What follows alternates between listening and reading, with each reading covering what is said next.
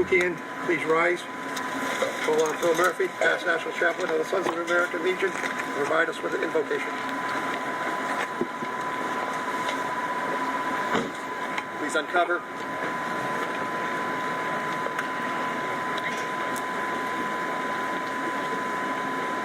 Almighty Father, your own Son was a prisoner. Condemned, he died for us.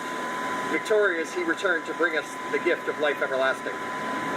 Comfort us now in the longing for the return of our prisoners of war and those missing in action. Help us, Father. Help us, inspire us to remove the obstacles. Give courage to those who know the truth to speak out. Grant wisdom to the negotiators and compassion to the jailers. Inspire the media to speak out as loudly as they have in the past. Protect those who seek in secret and help them to succeed. Show us the tools to do your will. Guard and bless those in captivity, their families, and those who work for their release. Let them come home soon. In your name we pray. Amen.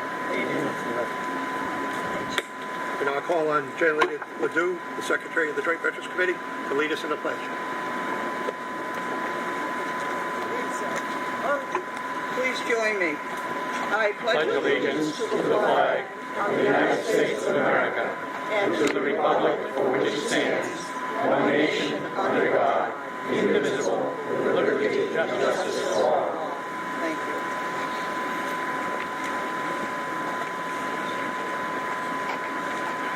Please remain standing while we call on Abby Saba, a senior at Bourne High School, for the national anthem.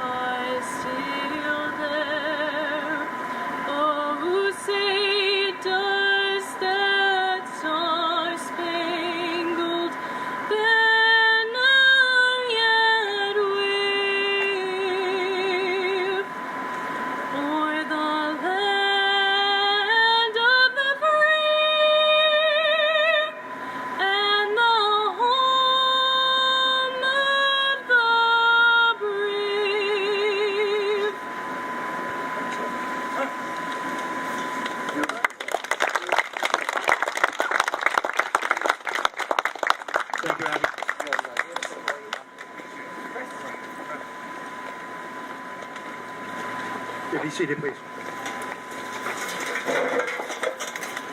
I'd like to recognize all the officers and members of all the different veterans organizations that came out. You know, we have a lot of state commanders and vice commanders and all, but I don't have all your names, so I'm not going to individualize you, but I'm happy you all showed up, and I thank you for coming out. Also, I'd like to thank our State Representative, Randy Hunt. Randy went off for coming out with us today. Thank you, Randy, for being here. Good evening. And thank you all for coming out and joining us for our inaugural POW MIA National Day of Recognition ceremony. My name is Frank McDonald, and I am the chairman of the Joint Veterans Committee here at the National Cemetery, and I will be your MC for today's ceremony. Today's ceremony is twofold. First and foremost, and most importantly, it is to pay homage to our brothers and sisters who have not returned home and are listed as prisoner of war or missing in action. Secondly, it is to bring awareness to this beautiful monument that the Joint Veterans Committee was influential in establishing, but we feel not many know that it exists. Originally, the flame of the monument was an internal flame. It had LED lights that changed colors to light the flame. But during construction of the new administration building, the power was inadvertently cut and went unnoticed, so no repairs were made. The Joint Veterans Committee will be leading the way to determine how we can get the flame lit once again. We'll keep you informed of our progress, and I'm sure you'll be hearing from me as I ask for assistance in forming a subcommittee once the plan is in place. Thank you. I now call on the Patriot Guard Riders to drape the chair to the POW flag.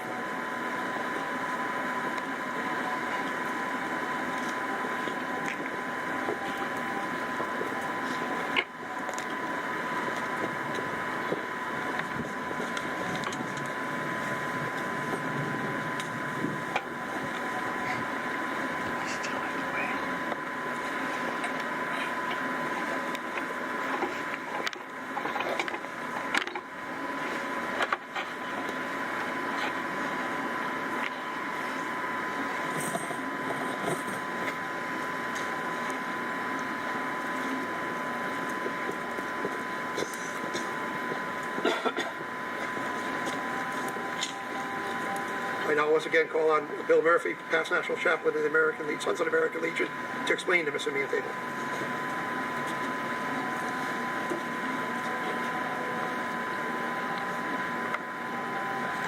Those who have served and those that are currently serving in the uniformed services of the United States are ever mindful that the sweetness of enduring peace has always been tainted by the bitterness of personal sacrifice. We are compelled to never forget that while we enjoy our daily pleasures, there are others who have endured and may still be enduring the agonies of pain, deprivation, and imprisonment. We call your attention to this small table, which occupies a place of dignity and honor. It is set for one, symbolizing the fact that members of our armed forces are missing from our ranks. They are referred to as our prisoners of war or missing in action. We call them comrades. They are unable to be with us or be with their loved ones or their families. So we join together to pay humble tribute to them and to bear witness to their continued absence. The table is small, symbolizing the frailty of one prisoner alone against his or her suppressors. The tablecloth is white, symbolic of the purity of their intentions to respond to their country's call to arms. The single rose in the vase signifies the blood they may have shed in their sacrifice to ensure the freedom of our beloved United States of America. The rose also reminds us of the family and friends of our missing comrades who keep faith while awaiting their return. The red ribbon on the vase represents the red ribbons worn on the lapels of the thousands who demand with unyielding determination a proper account of our comrades who are not among us. A slice of lemon on the plate reminds us of their bitter fate. The salt sprinkled on the plate reminds us of the countless fallen tears of their families as they wait. The glass is inverted. They cannot toast with us at this time. The chair is empty. They are not here. The candle is reminiscent of the light of hope, which lives in our hearts to illuminate their way home, away from their captors to the open arms of a grateful nation. The American flag reminds us that many of them may never return and have paid their supreme sacrifice to ensure our freedom. Let us pray to the Supreme Commander that all our comrades will soon be back within our ranks. Let us remember and never forget their sacrifice. And may God forever watch them and protect them and their families.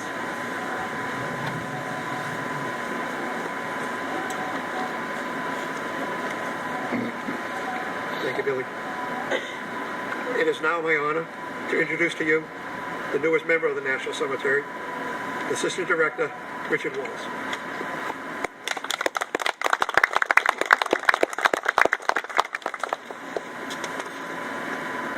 Disabled American Veterans Auxiliary State Commander Hurley, Vice Commander Pratt, members of the Veteran Service Organizations, distinguished guests, fellow veterans, ladies and gentlemen, good evening, and welcome to the Massachusetts National Cemetery. If this is your first time visiting the cemetery, I encourage you to walk these hallowed grounds, and I promise you that you will leave here today with a proud feeling knowing that the men and women who lie here before you, some who have made the ultimate sacrifice, are the reasons for the freedoms we enjoy today. I want to thank you for gathering here tonight to share in this year's observance of the National POW MIA Recognition Day.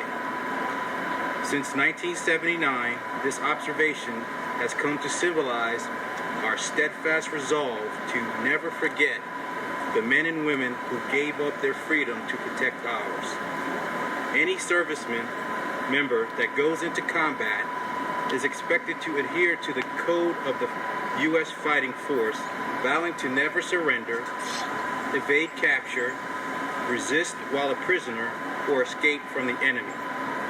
May our remembrance of their brave actions at the hands of the enemy, their stories of unimaginable hardships and captivity, and their never-ending faith in country inspire us all to be better Americans.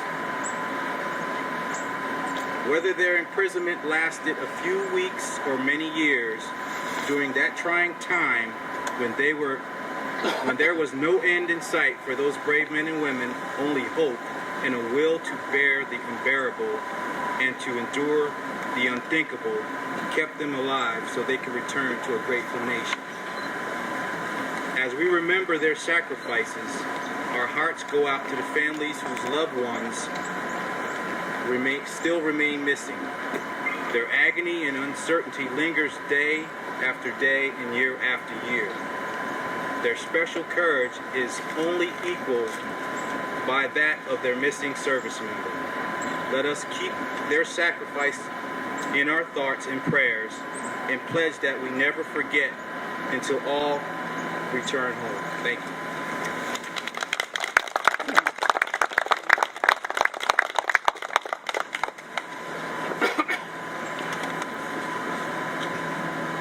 I call on the Paper Gun Riders to present the wreath for all our POWs and MIAs.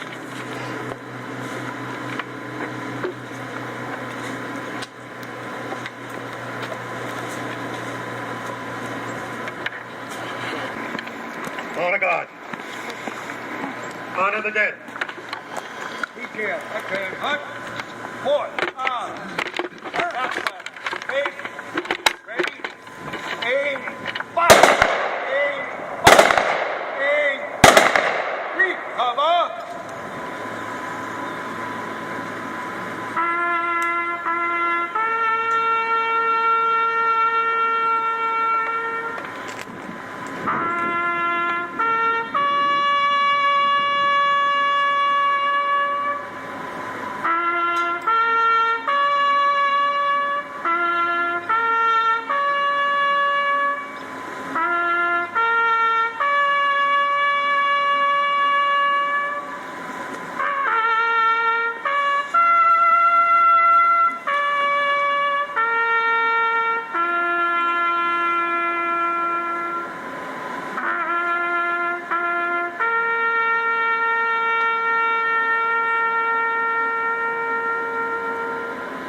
Detail, order, arm.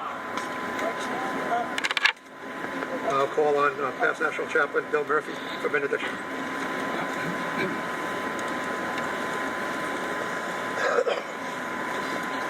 Once again, uncover. Almighty Father, who suffers in the affliction of your children, we call upon you now from the depths of our anxiety and great concern for our countrymen and loved ones who have fallen into the hands of the nation's foes. They've fallen in the face of the evils that the brave men and women endure below the grim burdens they are now forced to bear. Please give them courage and hope and a never-failing confidence in you. But most of all, O God, we ask that the day will soon come when we can all celebrate their release and safe return to their homes and families. Give to all of us who wait in hope in the face of every disappointment the will to preserve in the cause of peace and the will to conquer hate with love and endure every doubt with a renewed faith in you. We ask this in your name. Amen.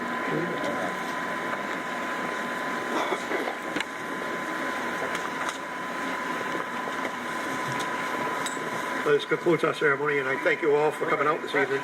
I believe this will become an annual ceremony like our Veterans Day and Memorial Day ceremonies.